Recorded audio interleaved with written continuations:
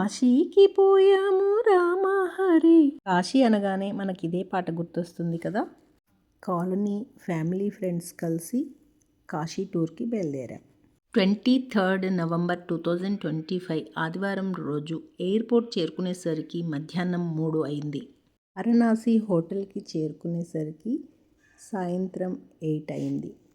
ఇంకా next day morning 5 గంటలకే లేచి ట్రెడిషనల్గా తయారై దర్శనానికి బయలుదేరాం. విశ్వనాథుని దర్శించుకునే కంటే ముందు కాలభైరవుని దర్శించుకోవాలని ఇక్కడికి వచ్చాం. కాలభైరవ దర్శనం అయ్యాక విశ్వనాథుని దర్శనం కోసం స్టార్ట్ అయ్యాం.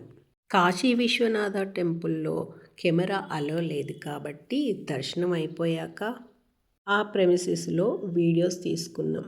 చూడండి, ఇక్కడ నుండి కాశీ విశ్వనాథుని టెంపుల్ కనిపిస్తోంది.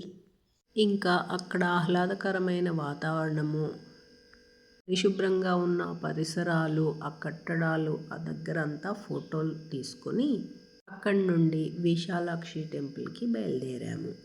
ఇది 17వ శక్తిపీఠం. ఇక్కడ అమ్మవారు అన్నపూర్ణాదేవిగా కొలువై ఉన్నారు. ఇంకా ఈ శక్తిపీఠము అమ్మవారి కనులు పడిన ప్రదేశంగా చెప్తారు. అమ్మవారి దర్శనం అయిపోయాక మళ్ళీ హోటల్కి వచ్చి చీర మార్చుకొని గంగా స్నానానికి బయలుదేరాము.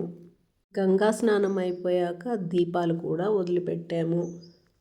అక్కడే డ్రెస్ మార్చుకొని ఉవ్వలమ్మ టెంపుల్కి బయలుదేరాము. చిన్న సందులో ఉంటుంది అమ్మవారి టెంపుల్. అక్కడి నుండి కుష్మాండ అమ్మవారి టెంపుల్కి వెళ్ళాము. కానీ ఇక్కడ సెల్ ఫోన్లు అలో చేయలేదు కాబట్టి ప్రెమిసిస్లోనే వీడియో తీసుకున్నాను. అక్కడి నుండి బయలుదేరి షాపింగ్కి స్టార్ట్ అయ్యాము. ఎలా పరిగెత్తుతున్నారో చూడండి. షాపింగ్ అనేసరికి అందరం కూడా షాపింగ్ చేసి చీరలు బాగానే కొన్నాం. బాగున్నాయి కదా చీరలు, మంచి ధరే పడ్డాయి. అక్కడి నుండి బయలుదేరి గంగా హారతికి వెళ్ళాము. అక్కడ బోటు తీసుకొని గంగా హారతికి వెళ్ళిపోయాము.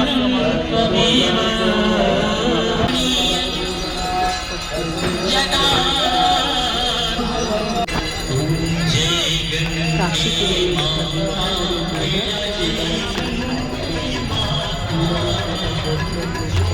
చూస్తున్నారు.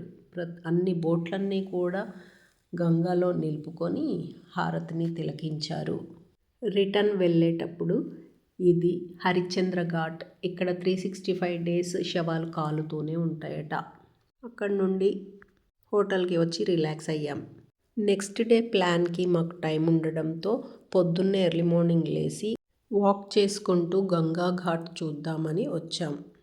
పొద్దున్నే సన్ రైజ్, అక్కడి ఆహ్లాదకరమైన వాతావరణం, ఎక్సర్సైజ్ చేస్తూ ఫోటోలు తీసుకుంటూ ఎంజాయ్ చేశాం. ఆన్ ది వేలో కాశీ స్పెషల్ అయిన మలయో కూడా టేస్ట్ చేసాం. చాలా బాగుంది. హోటల్కి వచ్చి ఫ్రెష్ అప్ అయి బనారస్ హిందూ యూనివర్సిటీ చూడడానికి బయలుదేరాము. వారణాసిలోనే. ఈ యూనివర్సిటీ అంతా కూడా మదన్ మోహన్ మాలవ్య కట్టించాడట. ఇక్కడే విశ్వనాథ టెంపుల్ కూడా చాలా అద్భుతంగా ఉంది.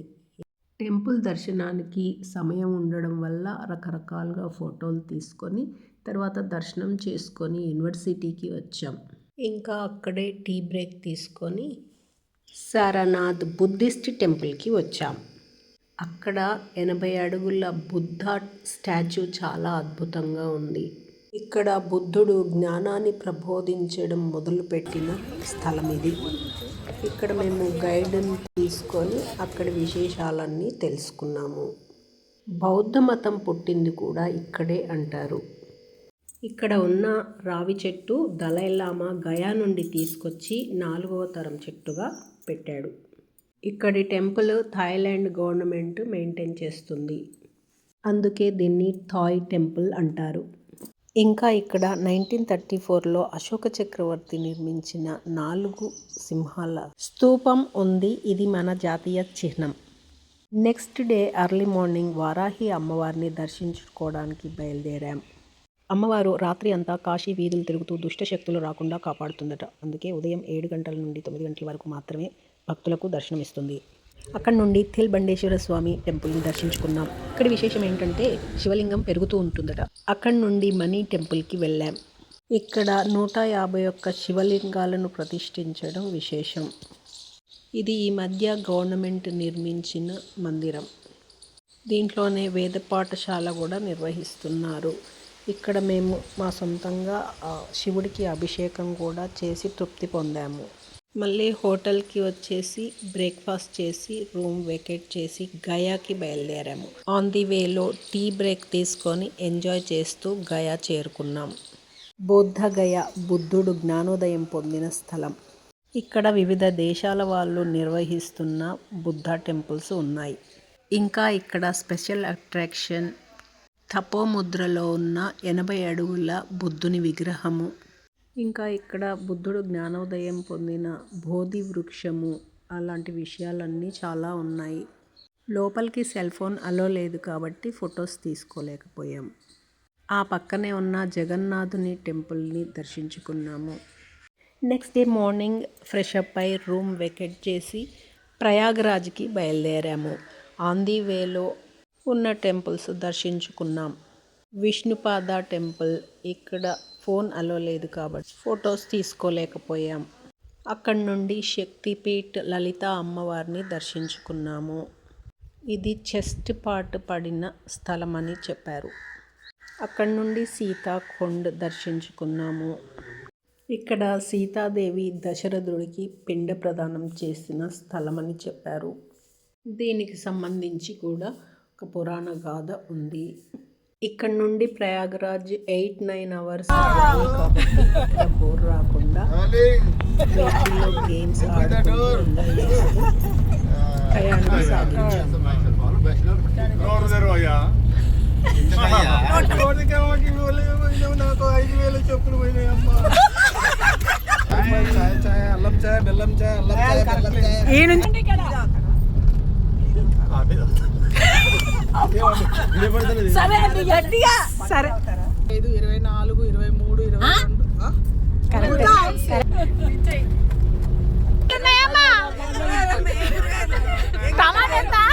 ఏం షాపింగ్ చేయను అజ్జయను ఇచ్చేయను డైలాగ్ కొడుతుంది నాతోనా ఇదేం లెక్క మళ్ళా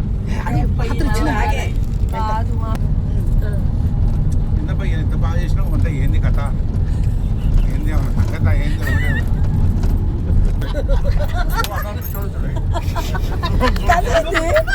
అలా ఎంజాయ్ చేస్తూ వింధ్యాచల్ మాత టెంపుల్ని దర్శించుకున్నాం. ఇది శక్తిపీఠ్. రాత్రి అయ్యాక ప్రయాగరాజ్ హోటల్కి చేరుకున్నాం. పొద్దున్నే తయారై చిత్రకూట్కి వచ్చాం. వనవాస సమయంలో సీతారాములు దాదాపు 12 సంవత్సరాలలో ఇక్కడే వనవాసం చేసినట్టు చెప్తారు. అక్కడి నుండి హనుమాన్ ధార రోప్వేలో వెళ్ళాము. హనుమంతుడు లంకా దహనం చేశాక అతడి శరీరము విపరీతమైన వేడితో కాలిపోతూ ఉండేదట.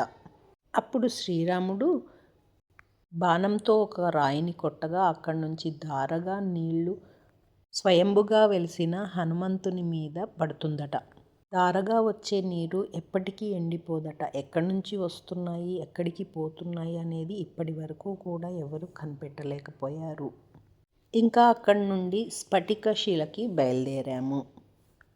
ఇక్కడ సీతమ్మ వారిని శ్రీరాముడు సింగారించే ప్లేస్ అని చెప్పారు. పక్కనే లక్ష్మణుడు కూర్చున్న రాయి కూడా ఉంది. ఇదే ఆ రాయి. ఇది మందాకిని నది పక్కనే ఉంది. ఇంకా అక్కడ ఉన్న పండితుడు స్థల పురాణాన్ని చెప్పాడు. అక్కడి ఆహ్లాదకరమైన వాతావరణంలో చక్కగా ఫోటోలు తీసుకొని రామ్ఘాట్కి బయలుదేరాము. ఇది వనవాస సమయంలో సీతారాముల వారు పడవలో ఏరు దాటిన ప్లేస్. ఇంకా అక్కడి నుంచి హోటల్కి వచ్చి రెస్ట్ తీసుకొని పొద్దున్నే స్టార్ట్ అయ్యి బయలుదేరి ప్రయాగరాజ్ త్రివేణి సంగమం దగ్గరికి వచ్చాము. ప్రయాగరాజ్ పుష్కరాలప్పుడు విపరీతంగా రష్ ఉన్న ప్లేస్ ఇది. మేమంతా 2 బోట్లను మాట్లాడుకొని త్రివేణి సంగమం అయ్యే ప్లేస్కి వెళ్ళాము. అక్కడ వాళ్ళే అరేంజ్ చేసిన చిన్న ప్లేస్లో స్నానం ఆచరించేసి అక్కడి నుండి బడా హనుమాన్ మందిరం దర్శించుకున్నాము. ఇక్కడ హనుమంతుని విగ్రహము చాలా పెద్దగా ఉంది. అది పడుకొని ఉన్న పొజిషన్లో కనిపించింది.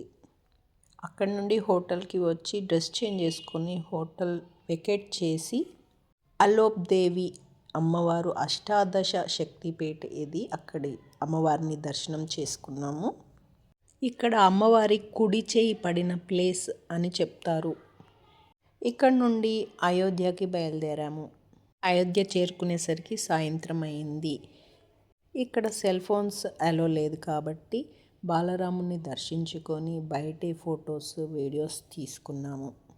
టెంపుల్స్ ప్రెమిసెస్లోనే చాలాసేపు స్పెండ్ చేసి హనుమాన్ గడిలో హనుమాన్ని దర్శనం చేసుకున్నాము. అక్కడి నుంచి బయలుదేరి అక్కడి నుండి యమునా హారతి జరిగే ప్లేస్కి వెళ్ళాము. మేము వెళ్ళేసరికి హారతి అయిపోయింది. ఇంకా అక్కడి నుండి గవర్నమెంట్ డెవలప్ చేసిన కొన్ని ప్లేసెస్ చూసుకొని అలసిపోయి రూమ్కి వచ్చేసాం. ఇంకా పొద్దున్నే బయలుదేరి నైమిషారణ్యం చేరుకున్నాం. అక్కడ సత్యనారాయణ స్వామి వ్రతం చేయించాలనుకున్నాము. ఇంకా అబ్బాయిలు ట్రెడిషనల్గా తయారవ్వాలని పంచ కట్టుకోవడానికి కుస్తీలు పడుతున్నారు చూడండి. అందరూ కూడా చక్కగా ట్రెడిషనల్గా తయారై అక్కడే ఉన్న లలితాదేవి శక్తిపీఠని దర్శించుకున్నాము. ఇది 108 శక్తిపీఠాల్లో ఒకటి. ఇక్కడ అమ్మవారి గుండె పడిన క్షేత్రంగా చెప్తారు. ఇక్కడి అమ్మవారు లింగ రూపంలో ఉంటారు. ఇక్కడ నుండి చక్రతీర్థం చూడటానికి వెళ్ళాము. ఇది బ్రహ్మదేవుడి చక్రం భూమి మీద ఈ స్థలంలో పడింది కాబట్టి చక్రతీర్థం అనే పేరు వచ్చిందట. అక్కడే వ్యాస్ గద్ది దర్శించుకున్నాము. ఇది వేదవ్యాసుడు ఉన్న ప్లేస్ అని చెప్తారు. అక్కడే హనుమాన్ టెంపుల్ని కూడా దర్శించుకొని సత్యనారాయణ స్వామి వ్రతం చేయించడానికి రెడీ అయ్యాము. అక్కడి పంతులు గారు దాదాపు 3 గంటలు సత్యనారాయణ స్వామి వ్రతం చేయించారు. అక్కడే డ్రెస్ చేంజ్ చేసుకొని లక్నో ఎయిర్పోర్ట్కి బయలుదేరాము. 30th సండే మిడ్నైట్ హైదరాబాద్ చేరుకోవడంతో మా కాశీ యాత్ర పూర్తయిందనమాట. Thank you.